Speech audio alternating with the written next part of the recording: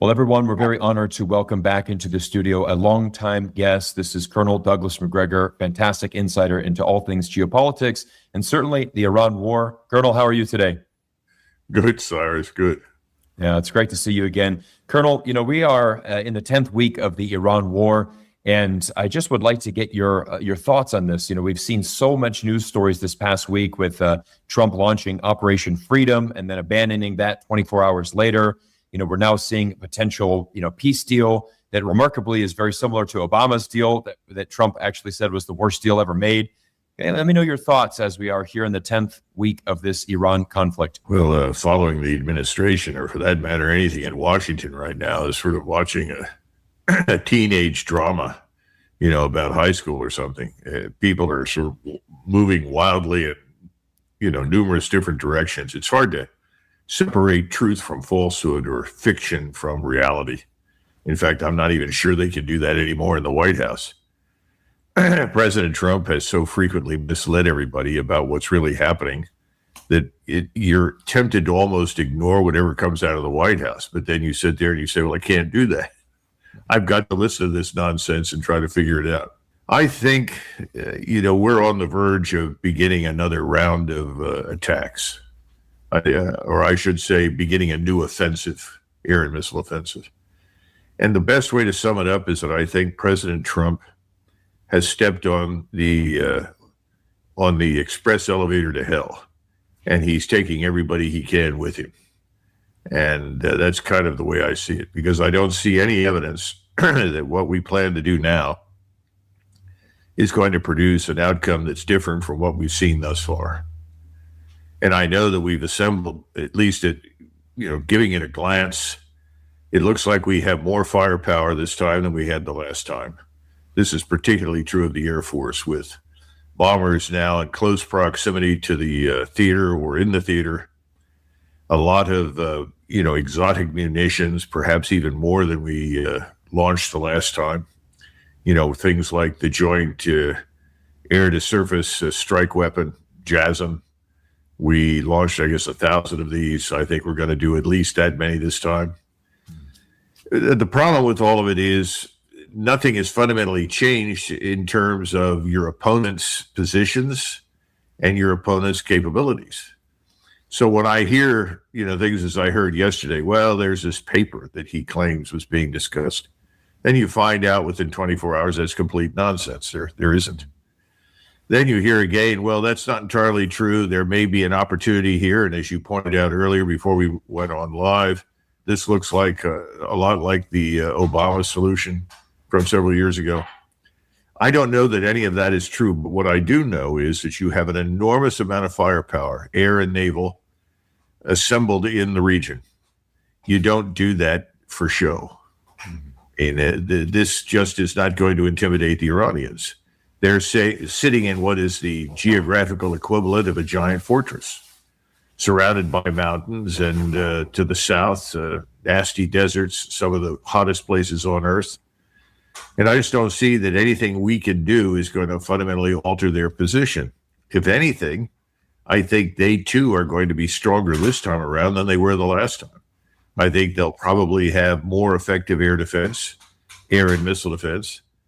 They've had a lot of assistance from the Chinese. They continue to enjoy enormous intelligence support from both the Russians and the Chinese. And I think more important, they now are in a fully fledged alliance with Russia and China. Now, I don't know what the content was of the discussion between President Trump and President Putin recently, but he was on there for 90 minutes to 2 hours with President Putin, and the Russian readout that they'll release suggests that Putin was very straightforward, saying, don't do this. This could produce something far worse than what you've experienced thus far. So I don't know, the temptation to read in that is great, but I'm not sure what we should make of it, except to say that he's pointing to the express train to hell. He's saying, look, you're on this thing. This is not going to help you. This is going to make matters worse around the world. It's going to make matters worse for you. So I'd say that's my quick summary as to where we are right now, which is not really a very good place. Right. Colonel, what do you think about Iran and what they've been doing over the last month? Do you have any intelligence into, I mean, have they been like stockpiling more missiles? Have they been really preparing for this next escalation? Because, at the beginning of the conflict, we saw a lot of missiles from Iran, just daily blasts into Israel, a lot of missiles being dropped. It's been relatively peaceful the last few weeks as far as the combat. But I think, as you mentioned, the U.S. is piling up. Do we have the same thing happening in Iran? Have they been building more missiles, requiring more drones, getting ready for this next move? Yes, I would say perhaps even more so. We know that they spent at least 20 years, some people insist 30 years, putting together the force that they have today, building the underground facilities, embedding capabilities in mountains and so forth. That's probably true. And I think they always regarded the inevitability of war with us as something they had to prepare for. Now, they've always been confident that they could ride out a war with Israel and, more important, do damage to Israel. But they have always genuinely feared us and respected our military capability. So I think that has now doubled down and improved. Remember, if you look at their performance during the 12-day war several months ago and then compare that with the more recent performance, they were infinitely more capable and more lethal during the last phase. This time, I think you're going to see something similar. Just as President Trump says he's bringing the Army hypersonic surface-to-surface missile system into the theater for use, I think you're going to see some new things on the Iranian side, courtesy, I think, to some extent from China. And I think the Chinese have flown, I don't know how many sorties into Tehran, delivering missiles, technology, and technical assistance. Numerous Chinese on the ground, particularly in the missile business. Also, to some extent, the unmanned system production. The Russians have been heavily involved, trying to help and assist with integrated air defenses, which haven't really worked as well as they should have to this point. And then the other thing that we shouldn't lose sight of is the Russians have tried very hard to ship in as much humanitarian aid to the Iranians as they can. And when President Trump and his contingent of staffers and supporters say, well, Iran's in terrible shape, their currency is destroyed, and on and on and on, they're not wrong. But the Iranians are prepared for that kind of damage. They anticipated it. And they have now evacuated all of their key buildings. So there's no doubt in my mind that whatever we say publicly, they are anticipating a worst case scenario right now, and they're preparing for it. The one thing that I think we could see this time that we did not see the last time is the use of some ground power. In other words, we have several thousand airborne soldiers, paratroopers, and Marines that could be involved in seizing an island or perhaps attacking even something like Bandar Abbas, if for nothing else as a raid to demonstrate the capability. I don't know. These things are possible. What's not going to happen is the United States Navy is not going to sail through that strait and challenge the Iranians, because they know they'll end up at the bottom, or certainly decorating the bottom of the Persian Gulf. So that's not going to happen. But I think you could see the Marines and paratroopers used in some way. I think that's an equally bad idea, but I'm just saying this I think is quite possible. So that's it. And the whole world would like something else to happen, peace. I mean, if you'd listen to the people in the GCC, the Gulf Cooperation Council, people from Bahrain, from Kuwait and other places, they've said the damage is horrific. And if we sustain even worse damage from this point, it'll be a decade or more before we recover. So there's no good news economically for the world, and I would argue for us, coming out of any of this. But that doesn't seem to deter President Trump. Mm-hmm. Yeah, so Colonel, I'd like to talk about this Operation Freedom that President Trump launched. He said, he announced this, that the United States was going to, personally escort ships through the Strait of Hormuz. I think that was largely to, calm down the oil markets. And then, of course, within 24 hours, it was announced that it's not going to be the Navy that's actually going to be escorting. They're going to be providing these GPS signals. And then, of course, within that 24 hours, we also saw Trump say we're going to actually pause the campaign. What was the whole deal with Operation Freedom? And, what is your opinion on that? Well, Cyrus, I think we have to accept the reality that there has never been a viable or coherent strategy for this campaign. I mean, quite frankly, I've looked at it and looked, in sort of frustration to find a very specific purpose, method, end state construct that says the purpose is X. I think the purpose initially was, we're going to bomb in support of all of these thousands of people rising up in opposition to the government. And of course, to think in those terms, you had to listen to the Israelis. And the Israelis, of course, are profligate liars about all this sort of business. And they created the illusion, I think, in President Trump's head and in the heads of others in the United States, that there were millions just waiting for the opportunity to pull out their knives and shovels and go after the mullahs. That's not true. That's really never been true. Now, that doesn't mean there isn't opposition in the country. Absolutely. But the opposition was not of the type that was presented. And they did not kill 30,000 people. We think 3,400, which includes 400 policemen. Now, how were the 400 policemen killed that were trying to manage the demonstration? Well, the Mossad and the CIA smuggled weapons into the country, passed these out, and that actually directed some of the fire. So this was not some sort of spontaneous uprising in Tehran. This was something very, very much at our instigation. And they told President Trump this would work. Well, that had no chance of working. And he was prepared at that point to launch strikes. He was so convinced that this might work. It didn't. So then they changed their goal to, decapitation, regime change from the top down, because once again, the Israelis promised, if you do this and kill these individuals, this whole thing will collapse. That's because the Israelis have taken the position from the beginning that Iran was much like the Arab states, other artificial constructs, much like Israel, that emerged in the aftermath of World War I.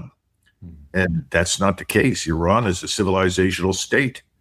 It's been around for over 2,000 years, and the people there acutely feel this. So that's absolutely not true. That failed. But we did bomb to achieve that. And when it became clear that wasn't going to happen, we began to look for other targets. And the sort of, I would say, the methodology changed from decapitation to widespread destruction aimed at the disintegration of the Iranian state. Well, that failed.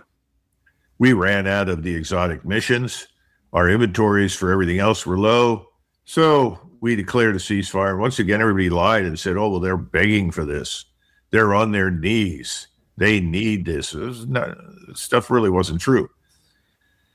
This is not an existential threat for us. In other words, the war is not being conducted against an enemy that could ever threaten us with destruction. And whatever disputes we have with Iran did not merit a war, contrary to what some people in the United States want to believe.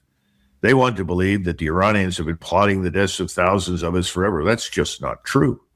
And what they did during our occupation of Iraq is something we've actually done in the past. When the French were in Mexico, we helped the resistance to the French in Mexico against the French. Because that's what you do when you have a foreign power moves into a neighboring country that presents a threat to you. You help the locals who want to rebel against it and eject the power. So that's essentially what they did, but they didn't build all of the IEDs. They showed some people how to do it, and the people inside Iraq then built the IEDs. They also came to our aid and assistance that nobody bothers to point out. In fact, General Soleimani, that we went out of our way to assassinate, was instrumental in bringing about peace with the Shia community in the south and moving this mullah that had been a thorn in everyone's side out of Iraq and stuck him in Qom to study theology. This brought about, not on its own, but was a large part of this sort of surge success, which had a lot more to do with money being passed out to key figures in Iraq, and also the work that was done by Soleimani down in southern Iraq. Anyway, the point is that we ignore those things, and then if we ignore completely the war between Iraq and Iran, the Iranians lost over 800,000 people killed. That's almost 1 million. And this didn't break Iran. What do we expect? I guess we expect the impossible. And so I think we're going to go back in this time, and you're going to see the purpose is destroy the Iranian state. cause its society to go under, ruin its economy, do maximum damage. That means anything goes. Target sets are going to include anything that can be remotely connected in any way, shape, or form to military potential. So I guess that means everything and anything. Factories that produce toys, factories that produce anything. This is what happens in these air missile campaigns. Then in the meantime, we'll use these ground troops to try and create the illusion that we have been successful. See, we control this island inside the state, inside the Gulf. I think we'll end up losing a lot of people unnecessarily because controlling little islands, which may have made a difference 100 years ago, makes no difference at all now because it has no depth. You can't protect anybody on it. And then in the meantime, the global position, the global picture is just horrific. This morning, I was looking at the conditions in India where I wanted to know what a barrel of oil is costing there. It's $118 a barrel and rising. Mm-hmm. When it comes to jet fuel, other kinds of distillates, diesel, the world is in serious trouble.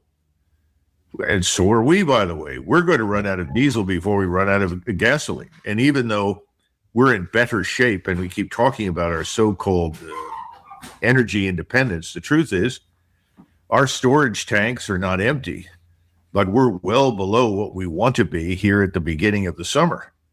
And it's not going to take very long for us to exhaust what we have in reserve. That's going to upset a lot of people. Everybody forgets diesel runs trucks. Your trucks deliver everything. Airlines are collapsing, and we're going to see thousands of flights canceled day after day, week after week. Now, that may be treated by some people as well. That's just a temporary inconvenience that's modest for the purpose of destroying Iran that could get a nuclear weapon and threaten the whole world. Well, that's all nonsense. That's just crap. They have never really wanted a nuclear weapon. And I'm not sure they really want one now, although I rather suspect that they'll build one at this point, as will a lot of other people, because that's how you keep us and the Israelis out. But in the meantime, what's the impact elsewhere, which I think nobody is really understanding. I mean, if you look at China right now, look at Beijing. Beijing and Moscow both concluded we can't let Iran go under because it's perfectly obvious that these dangerous, unbalanced leaders in the West, particularly in Washington, will want to go after us. So we have to make our stand with Iran. And remember, there was this thing that people talked about. There was going to be the sort of fulcrum of BRICS, an alliance between Russia, India, and China. Well, I think that's changed now. It's Russia, Iran, and China. Iran is a frontline state right in the firing line of the U.S. and Israeli forces, just as the European and American forces are keeping Russia in the fire line. So I think the first thing is to understand that President Trump wants to go to Beijing. What is he going to find in Beijing? Well, I think he's going to find a lot of people who are extremely angry and unhappy with everything he's done. If he expects President Xi to comply with whatever demands he makes, he's out of his mind. Beijing just announced that Chinese companies are not going to abide by U.S. sanctions on their refineries, especially those linked to Iranian oil trade, including the big heavyweight, I think it's called Hengli Petrochemical. This is a sea change in relations between Beijing and Washington, because as annoying and irritating as the tariffs were, I think we've seen that the Chinese have been willing to accommodate us in many of these issues of commerce, trade, and tariffs. That's over. China is tightening its grip on trade with the United States. It's expanding export controls on critical minerals. It's reinforcing its own supply chains and power to shape relations with the rest of the world. In other words, it's steadily reducing its investment in the United States. It's dumping our treasuries, our debt, and it's reallocating reserves toward harder assets, particularly gold, and reducing reliance on American commerce. This is very dangerous because we import so much from China. And it may not make a great deal of difference militarily to us in some ways, but it's certainly going to make a difference to the American consumer. So I think President Trump's fundamental belief in the utility of American military force and power to shape our foreign policy has been a disaster. The one thing he needs to learn before he goes to Beijing is something he cannot learn, and that is some measure of humility, because we actually need Chinese assistance. We need to demilitarize our relations with China and the rest of Asia. Asia is currently very fed up with us, tired of us. They just as soon do business without us. That would be a catastrophe. Right. But how do you get President Trump to that point? You know, President Trump always reminds me, frankly, of Winston Churchill. Winston Churchill had many positive attributes, but he had some very negative ones. And he didn't like facts when they contravened his point of view, when they contradicted his positions, his policies. I mean, he just refused to accept them. I think the best example was Mountbatten goes to India to manage the independence of India from British imperial control. Did a pretty good job ultimately, wasn't perfect. Comes back to Great Britain, and Churchill is furious, won't even speak to him, won't meet with him. Well, that's sort of Trump-like. But the liquidation of the British Empire was an absolute necessity because they were broke. Their debt to GDP ratio was 240%. Mm-hmm. They couldn't afford health care for their own population. I don't think President Trump is considering all of these factors and giving them proper weight. You know, what happens here in the United States is ultimately much more important than anything that goes on overseas.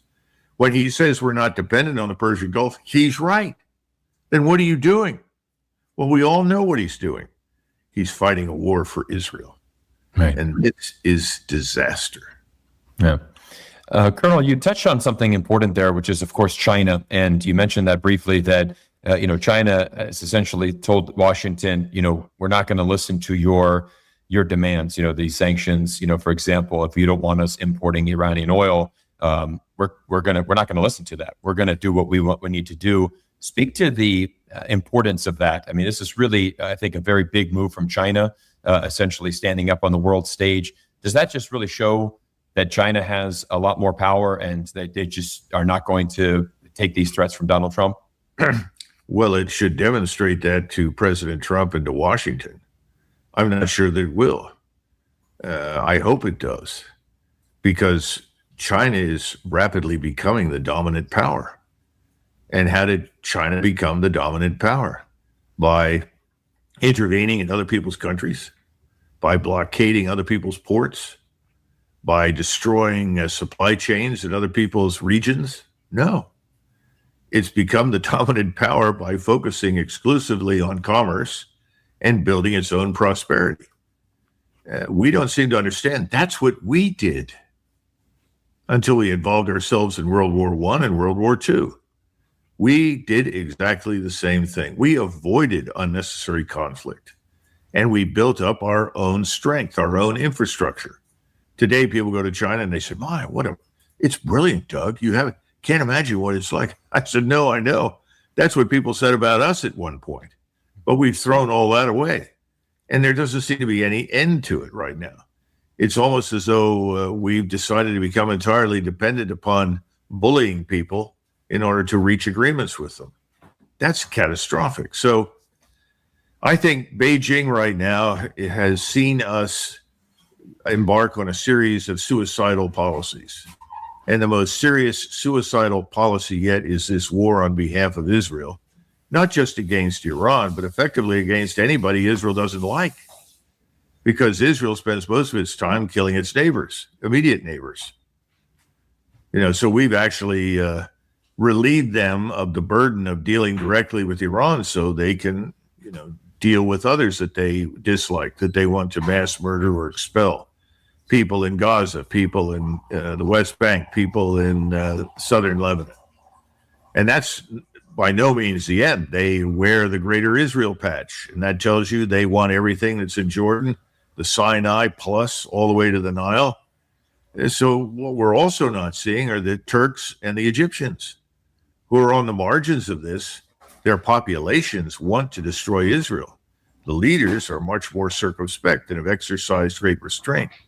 How much longer will that continue? And who really thinks that once this business ends in the Gulf, and it will, with Iran, whether it ends with a bang or with a whimper is anybody's question, but it's going to end. Who thinks that Israel will remain Israel when this is over? That everyone will say, well, that's wonderful. Now we can go back to normal. No. This is the real message that Iran is sending to everybody. Normal is over. The status quo is over. The Arabs are saying this, there's no more Sykes-Picot. That's dead. And Sykes-Picot was instrumental in creating Israel. So I just, it's incomprehensible to me that no one can look beyond the end of their noses in Washington. Everyone right now is trying to figure out, are we hitting the right targets? They haven't figured out, it doesn't matter how many targets you hit. Right. These people aren't going to give up. No. And why should they? It's their country. Just like, the Iranians published a set of regulations. I don't know if you saw it, outlining the future of the Strait of Hormuz. Did you see that? I haven't yet. No, where they talk about the new authority for the strait, which they see as initially themselves, but then they say this is going to become international. Others in the region are going to have to be involved with this, other great powers. Very intelligent, absolutely right. We need a new authority to shape how this is handled. You had such a thing emerge after World War I in 1926 called the Montreux Convention. And that essentially said, Turks, you lost the war, but you control the strait. And these are the way we want you to behave. And these are the things you say you want. Will you accept it? They said, yes. We've never had any problems with the Turks over the Bosporus. And I think this is exactly what the Iranians are looking for right now. But what are we going to do? We're going to say absolutely not. Because from our standpoint, if you're President Trump, that's surrender. Right. So how do you get beyond this sort of mental block that says everything must be decided by our force, our interest, our demands, even when we have no interest in the Strait of Hormuz other than to have free access to it like everybody else, which we had before the war. Right. Colonel, I have a good, interesting question. We saw Secretary of State Marco Rubio yesterday. He essentially addressed the nation and said, our goal now with this war is to get to the point where the Strait of Hormuz is open, much like it was at the beginning of the war. Is that just a remarkable statement? Is that just the United States admitting, a complete failure of this war? Because essentially, we want to go back to the conditions of February 27th. That's when the Strait of Hormuz was open. But I guess now, as you said, Iran has now put out a plan saying, look, there's going to be a future authority and how we're going to deal with this. So let me know your thoughts on Marco Rubio's comment. Right now in the world, everyone other than the United States, Israel, and perhaps the UAE, which has turned out to be a duplicitous but steadfast supporter of Israel, everyone in the world sees Iran as an heroic figure on the world stage because Iran has stood up against the United States and Israel. So that's the first thing that has to be understood. So from the vantage point of the rest of the world, hearing Rubio say this it elicits laughter for the reason you just cited. Well, that's what we had before you made war on Iran. But here in the United States, there may not be an understanding of that, sadly. You'll have lots of people who say, well, that's right. But what Rubio really meant was we want it to be open, but we want it to be open on our terms. Right. Iran's terms are unacceptable. Although it's a fact that Iran controls most of the coastline in the Persian Gulf. They have the greatest stake in what happens in the Gulf. They live there. We don't live there. We don't have much of a stake in it. So we're back to where we were before. Who are you kidding, Secretary Rubio? Right. Now, he knows he's kidding the American people. And thus far, he has gotten away with it. So has President Trump. I run into people all the time and I say, what do you think? Oh, we ought to just crush those people. Really? Really? Why? Oh, well, We've had problems with them for years. We just need to finish this and crush them. The president's right. So, well, what happens if Russia and China decide that crushing is unacceptable? Because if it ever came to that, I think Russia and China would intervene directly. And there's nothing to stop them from doing that. What is going to get in the way of Russia and China? Oh, well, we'll send out our Navy and Air Force. Okay, well, look what it's taken to deal with Iran. Most of the U.S. Navy, in one way or another, has had to divert its attention, its resources, its people into the Persian Gulf region, into the Arabian Sea, the Indian Ocean. If that's what it's taking to deal with Iran, that spends 1% or a fraction of a percentage on defense that we do, then that suggests if we have to take on Russia and China, we're toast. People aren't smart. They don't think in those terms. We're the greatest power in the world. I mean, this sounds like Great Britain before the First World War, where the British used to sing in the pubs. We've got the men, we've got the ships, we've got the money too. So we could go and do anything we want. And much of what we call British power and the British Empire died on the battlefields of World War I for nothing, against people that were never their enemies. And that's what we're doing right now. The people who live in Iran or Persia are not, by definition, enemies of the United States. Yeah, that's a really good point. Colonel, I want to talk a little bit about the blockade, because I've seen some interesting analysis. There's a IMF economist named Robin Brooks. He's been very vocal on Twitter, basically saying the United States blockade has been a tremendous success. He's actually advocating that this is what we should have done to Russia, with the Russian-Ukraine war. And in his theory, he says that if the United States continues the blockade, we're basically going to destroy the Iranian economy. They're going to come on their hands and knees begging for a deal. And all we need to do is continue this blockade. Why is that failing? Why is that theory? What did you say this man's name was? Robin Brooks. Robin Brooks. I don't know this person. Okay. Probably needs to look at a few maps and understand something. When we blockaded Cuba, we called it a quarantine, but it was effectively a blockade. We committed on a routine basis 180 ships. Cuba was an island. Blockading Cuba was possible. There are people that looked at World War II and discovered after the war, in fact, it was Admiral Nimitz that implied this, we didn't understand the lethality and capability of submarines. If we had had 200 submarines at the beginning of the war, we could have blockaded Japan and starved it into submission. Yes, Japan's a collection of islands. Yes, that's eminently possible. Iran is not an island. That's the first thing Robin Brooks needs to understand. Secondly, Iran borders other nations. These nations are, on the whole, friendly to and absolutely not hostile to Iran. Hmm. He doesn't understand the Belt and Road Project, which has now put rail lines that reach all the way down to Bandar Abbas from Russia and Central Asia that carry all sorts of goods and can actually carry fuel. Then you have other routes that run through Pakistan, straight through Pakistan, all the way to China.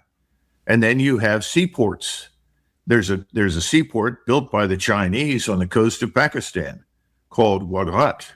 And that particular seaport is only 54 miles from the Iranian border. So you can land all sorts of materiel, including food and other kinds of critical resources there that can be trucked from there through Pakistan right into Iran. Now, I suppose you could then commit most of the U.S. Air Force to fly all over the region 24 hours a day, 7 days a week to try and pick off any of these places, destroy these routes. We've got most of the Navy committed, so I guess we can commit most of the Air Force. I don't think it'll work. You also have routes right across the Caspian into Russia from Iran. And finally, we're back to Turkey. This is the giant 400 or 500 pound gorilla in the room that nobody talks about, the real once and future military power of the region. How much longer will they sit this thing out before they finally said enough is enough? This just doesn't make any sense. And even that blockade of Cuba, which included 180 surface ships, that didn't include, that also included some submarines, included lots and lots of aircraft. There were 8 aircraft carriers involved in that. 4 were what we would regard as standard aircraft carriers, and 4 were submarine chasers. We were right next to the continental United States. The Caribbean was effectively a puddle that we controlled. We don't control all that ocean space. We don't control the Red Sea. We don't currently control the Persian Gulf. We don't control the Caspian. I'm not sure we could lay claim to controlling the Eastern Mediterranean. And we don't have the ships to do it. And everybody fails to realize, you send a ship over to another ship and you stop it and you inspect it, you board it. Then you have to take custody of this thing, depending upon what you decide. There are all sorts of problems with this. It's not even an intelligent legal option for us right now. It's not resource sensitive. We're overreaching again. We've been overreaching too much, and this is another overreach. So no, I think that's absolutely crazy. Yeah, to put it bluntly. Yeah, absolutely. I think thanks for bringing in the expert analysis there. I agree with you. It may be a potential opportunity if it's an island, but with the land borders, and we also forget just the size of Iran, right? 4 times the size of Iraq. It's a large country, tremendous relations with its neighbors, Belt and Road Initiative, railways. I mean, lots of options there for Iran. Colonel, I've got an interesting question. Today at the time of this recording is May 6th. Is Iran in a stronger position today than they were on February 27th? Is this war basically just enabled Iran and really have them emerge as a new, world power in this new geopolitical world? I think you can make that case. I think from the standpoint of the rest of the world, Iran has now stepped on the stage again as a great power, something it has not done for a couple of 100 years, frankly. And it's going to remain in that position for some time to come, because what they've done is achieved a victory, not by attacking us, but by defending themselves against us and demonstrating that they cannot be conquered. And that's a very important statement. That's something that Abraham Lincoln tried to tell Americans. By the way, before he did, Andrew Jackson did. And Andrew Jackson said, the only problem we have in this country are other Americans. If we decide to kill each other, we can destroy this place, but nobody can take us on. We're too big. No one can land on our shores with great ease and march all over the country. They'll exhaust themselves. They don't have enough forces. Andrew Jackson was right. Right now, the same thing is largely true for Iran. And when I hear people talk about, well, we need to invade Iran, they have no idea what they're talking about. If you look at what it took to mount the Normandy invasion, the forces that were required, and what did we do? We went from the northern coast of France and the southern coast of France, inevitably, all the way to the Czech border. Well, if you did that in Iran, you wouldn't even get halfway up the length of the Iranian state. You'd be somewheres in the middle, probably of a desert. Or if you were going to try to get into the country and you tried to go in from the north or from the west, then you're going through something that looks like the Rocky Mountains. It's like, well, we'll go ahead and we'll march to Leadville, Colorado from Colorado Springs. That's pretty rough. That's a long haul. You're going thousands of feet up and, long distance to sustain yourself, and you can be cut off at any number of different places. The whole thing is just not doable. This business of we cannot be conquered is important. The Russians made that point to Napoleon. And they were right. They made it subsequently in their history to the Germans. And I think the Iranians can say the same thing. We cannot be conquered. Now, that leads you to nuclear weapons. Mm-hmm. Well, the use of a nuclear weapon is off the table. And thank goodness President Trump made that abundantly clear in a press conference quite recently. And I'm glad he did. Agreed. Well, now that the nuclear weapon is off the table, as President Trump did point out, and I agree that I'm very thankful that he said that, what is a viable exit from this catastrophe for the United States? Would it just be to admit that, we've made a mistake, try to go back to what it was, but now realize that there's a new authority, Iran has that global power? Do you see that happening? You did mention earlier that probably most likely we're going to look at a ground invasion at some point.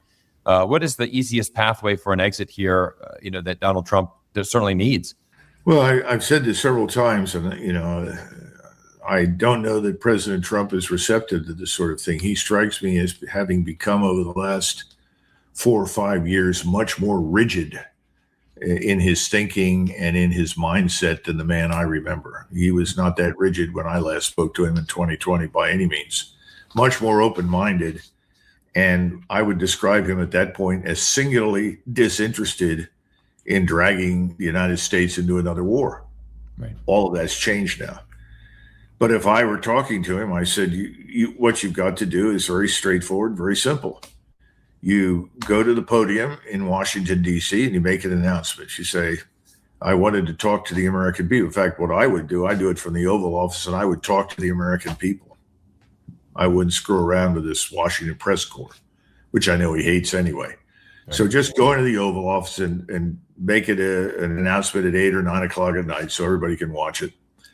And just say, I've reviewed everything that we've undertaken against Iran to this point. It's abundantly clear that we've done enormous damage, and this damage will not be reversed quickly. But it's also clear that what we've done is not going to achieve our ultimate aims. So I've decided to suspend all further military operations on the following grounds. Number one, we're not going to achieve what we want with our military power. That's clear. Number two, what we've done is harm the global economy, and that was not something that I wanted, and I still don't want it. And I want the world to have access to everything that's in the Persian Gulf: fertilizer, food, feedstock, fuel, everything. We've got to end this immediately because our friends have been hurt. India, Japan, Taiwan, even China, Korea, we're Vietnam, Indonesia, Thailand. We don't want to hurt those people. We don't want to hurt our European friends and allies. So I'm going to halt this immediately. I am directing CENTCOM to disengage our forces. We are leaving. And we urge the Iranians to open the strait so that everyone can have access. Finally, I'm going to talk with some of our close friends and ask them for assistance in finding a way forward with Iran that does not include direct military conflict. In other words, we need to resolve our disputes in other ways. Thank you for this, for listening to me. Keep in mind, I regret whatever damage that's being done to this point, but the best way to redress that is to end it. And that's what I'm doing. Thank you. God bless America. Out. Yeah. I think that would work because most Americans would receive that positively. Now, it won't go down with, combat heroes like Lindsey Graham, right, and others. There goes, this is a full-scale surrender. No, it's not. It's dealing in a forthright manner with the facts. Right. But, that's something he's not inclined to do. Yeah. Well, we can only hope that President Trump can certainly come to that conclusion at some point. But Colonel, I just want to say thank you so much for your incredible insights.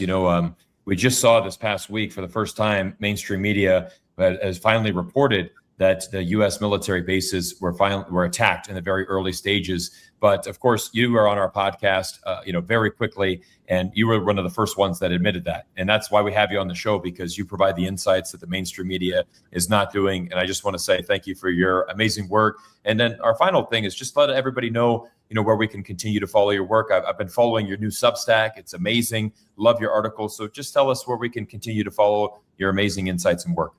Well, thanks for that. Yes, the Macgregor Warrior Substack is well worth people's time to read. I'm trying to write new things and post them every week, especially while the war goes on. And I'm trying to provide a different perspective, although there are other good people out there making similar arguments, but nevertheless. So that's one place. I would also urge people to go to my website where virtually everything I've ever said or done is posted. And then, the national conversation, we have been waiting for this war to resolve itself in some fashion before we swing into full action. But the national conversation is really about finding a new way forward. We want to explore what the options are because we really want a third party, to be blunt. We think the two parties have failed us. And a lot of Americans that we talk to tell us that. We want to offer an alternative. Whether or not we can, I don't know. But I think based on a lot of events over the last few years, more and more people are beginning to understand this. And I'm one of these people that believes. I grew up with nothing but Democrats in Philadelphia, and they were solid people, believed just as much in the country as anybody that I knew who was a Republican. We can bring these people together and forge a different path into the future, I think.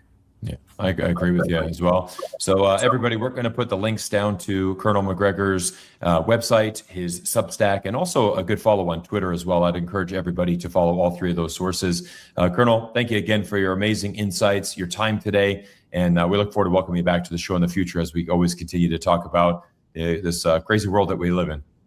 Thank you, Cyrus. I appreciate it. Thank you, everybody, and we look forward to seeing you in our next interview soon.